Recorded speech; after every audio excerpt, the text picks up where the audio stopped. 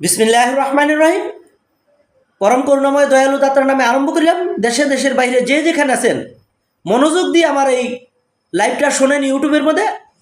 আজকে প্রতিবেদনটা হলো ভোক্তা অধিদপ্তরের লোক খাবার হোটেলে গেছে, যাইয়া দেখে সে ওখানে পচা রিজেক্ট ডিম দিয়ে ছোপ বানাইতেছে। হাতে নাতে ধরে ফেললো, টাকা জরিমানা করলো। আবার আপনার বস্ত্রবিতানে যাবে, সেখানে যাবে, যাই দেখবেন 1,000 টাকার প্যান্ট 10,000 টাকা বিক্রি করছে, 1500 টাকার শাড়ি 20,000 টাকা বিক্রি করছে। এখন সে কত টাকা জরিমানা করবে? এইখানটা জরিমানা করে আসে, আরেক দোকানে যে আবার এই 2 নম্বরে করে নিজের টিকিট লাগাইয়া 1 টাকাটা 10 টাকা বিক্রি করতেছে। এই লোকটাকে আপনারা কত পরিশ্রম করাইবেন?